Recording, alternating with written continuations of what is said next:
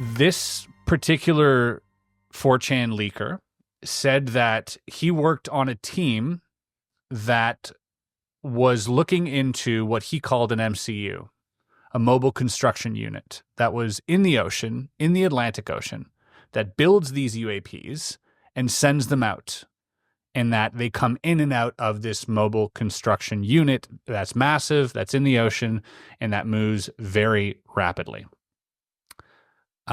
He said, he goes on to say the downed crafts were recovered and that these crafts were built to spec. In his opinion, they were built exactly for the things that they had to do, the jobs that they had to do, and it would seem so did the beings inhabiting or maneuvering these crafts.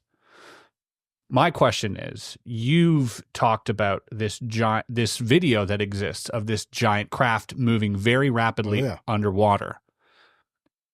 Is there a possible connection to this 4chan leak? I mean, we can't say there's not. You know, all I can tell you is what we know. I can't tell you what we don't know. You know, that old saying, we don't know what we don't know. Mm-hmm. What I can say is that, without getting in trouble myself, that it wasn't just me. There's a lot of people in the U.S. government that have seen this video, so it is real. Let me set the stage for you if I can. So in the late 1990s, there was this effort by the U.S. government. We would test our cruise missiles technology, and particularly in the Caribbean. When I was there at Puerto Rico, we would every so often we would launch these cruise missiles over the ocean in an area that was predetermined. You know, no boats or air traffic. And then when they would run out of fuel, they'd hit the water, splash down, and then they would sink. And then at a predetermined time, they would blow their ballast. They would rise to the top of the surface, and then a helicopter crew would be dispatched to go recover them, bring them back to the Navy base, and they would be cracked open and exploited, meaning they would test for the telemetry and the fuel consumption, and did the missile operate the way it was supposed to operate, right? Now, most people know that Tomahawk cruise missiles, some can be modified to carry a nuclear payload. That's you know, one of the advantages of these cruise missiles. And so there's a helicopter crew. I won't say the person's name because they haven't given me permission to say their name, but they're legit. They're a real helicopter pilot. And you had, so imagine a helicopter crew. You've got the pilot, the co-pilot, a crew chief in the back, and you got a Navy frogman dangling from a line. And they're going to, you know, as he's going down the line, he's gonna put a hook on the missile because it's blown its ballast and fly back. And as this frogman is dangling down the line, the helo crew notices, and the frogman, something black. The water begins to churn, and something black and round, as described to me, something black as a devil and the size of a small island. So submarines are linear, right? They look like your pen there. They're kind of long and skinny and like a tube, almost like a toilet paper tube. This was cylindrical, round, disc shape. Begins to come to the surface. Now, you understand that the trench of Puerto Rico is the second deepest part of our ocean. It's only second to Challenger Deep, right? Which is part of the Marianas Trench. I think it's like 22,000 feet deep, right? So the height that some commercial aircraft fly, this is how deep that water is. So there's nothing really out there. This thing begins to rise to the surface of the water. The water's churning. The helo crew goes into a panic. The frogman is literally trying to climb the line back up because he's scared like hell. And I get it. And right as this thing is about to break the surface, the missile gets sucked underwater, and then the whole thing disappears. And the helo crew goes back, and that missile to this day remains unaccounted for, this cruise missile. Very shocking to the air crew. You know, try explaining that to your leadership of what happened. Is it some sort of Soviet technology? Is it something else? Is it our technology? What the hell took our missile? Where did it go? How did it get there? How did it was able to come up and steal our cruise missile? And several years ago, I have to be careful of the capacity I say this in, but there was a very, very, very classified video. Now, the fact that the video exists isn't classified. Where it was taken, how it was taken, the methods, very sensitive, so I won't go into that. But it's very clear we had a capability where we're looking down into the water, and there were these offshore oil rigs, right? So these are huge platforms, like think of British Petroleum and some of these other folks have these huge, massive structures out in the middle of the water, of the ocean, right? They're just like the size of a small city. If you've ever seen one of these, they have helicopter pads and buildings and hospitals, and they're out in the middle of the ocean. They're huge. And in this video, very, very clear, there's a still of the water churning, And then there is the video of this perfectly round disc-shaped object, black, whizzing past one of these things underwater. Now, there's no waves, there's no disturbance on the top of the water other than the still of this water kind of looks kind of roiling, if you will, in the very beginning. But when you calculate the speed that this thing goes by the way, it was bigger than the offshore oil derrick it was passing by. It was bigger than that. Its diameter, the diameter of a circle, was bigger. And it was assessed to be moving between 450 and 550 knots underwater. Now, imagine that for a minute.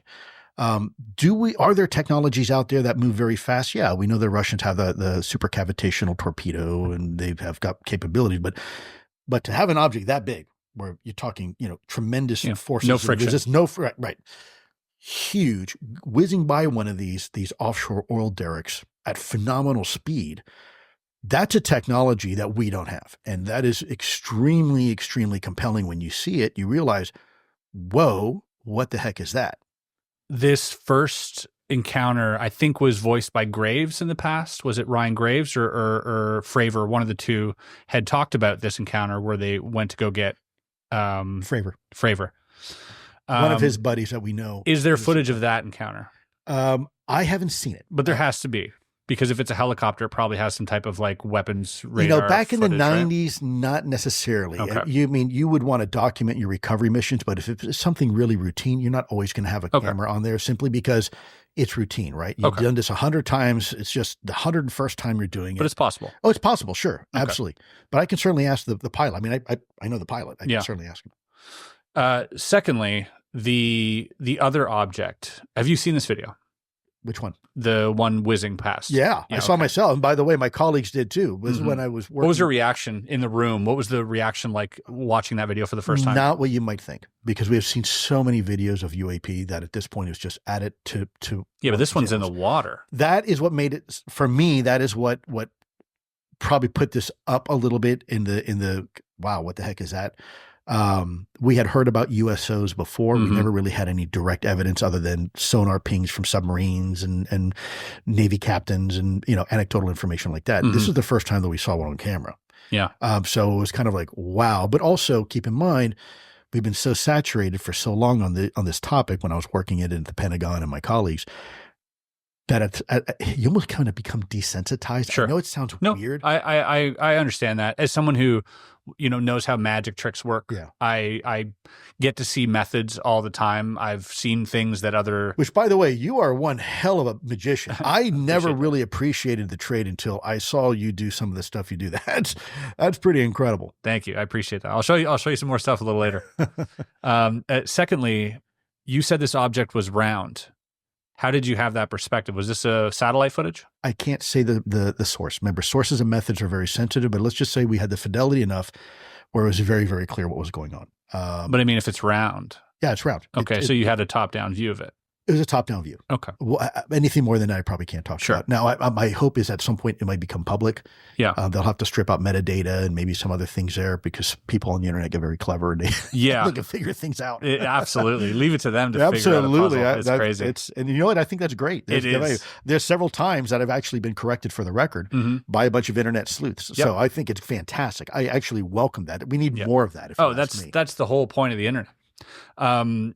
Last thing I want to touch on this particular thing is footage the only intel you have here, or do you have corroborating data with this specific sighting? You have sonar, you have radar, do you have other corroborating intel, or is it simply just this footage? Unfortunately, I can't go into detail because that shows the type of capability we have in certain areas. Can you say yes, we have other intel?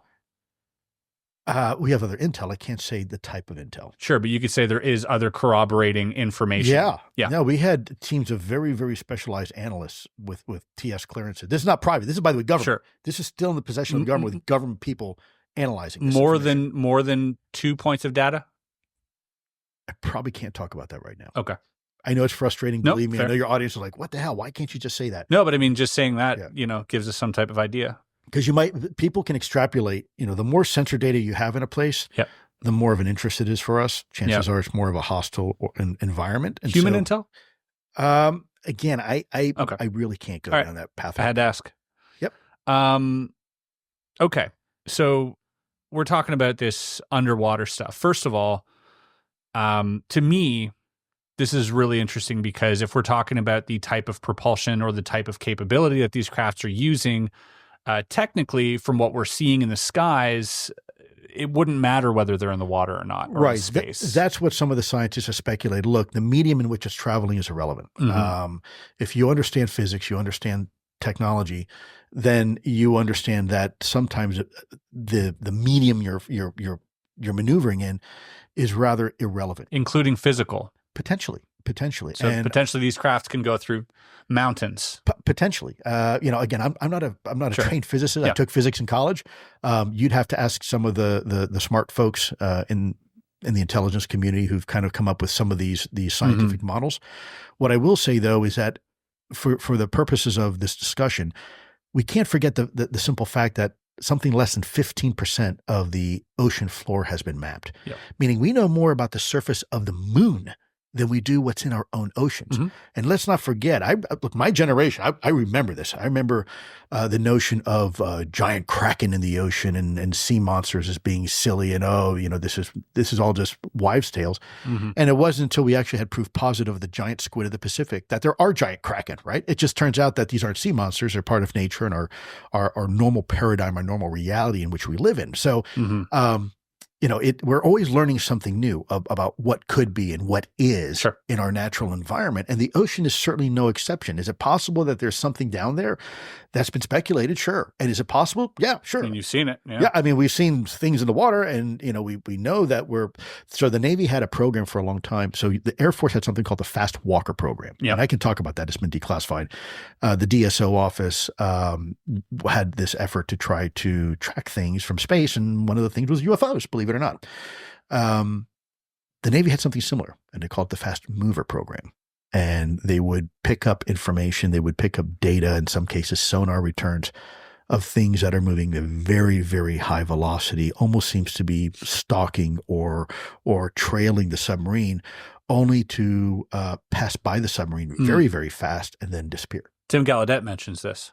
Tim does. And not only Tim, a lot of folks do. In naval intelligence. Absolutely. Yes, sir. Do you think naval intelligence has more intel on the UAP subject than a lot of these other intelligence groups? I think they've been more forthcoming. I'm not sure they said more information. I think they've been more forthcoming. I'll tell you, I talked to a Navy captain of a boomer sub, and he was telling me the story how they were picking up on sonar an object moving 450 knots underwater, which is really fast, right? Faster than it's insanely fast. And he said it was bigger than us. It was bigger than a boomer class submarine that they're on, right? And so I asked him, and I feel kind of silly, but I'll share this with you because it's true. I said, kind of amazing. Well, what'd you do? And he looked at me with a straight face. He said, Lou, we went around it. I mean, okay, I can see that. Yeah, okay, yeah, makes sense. Dumb question, I guess. Yeah, you avoid it.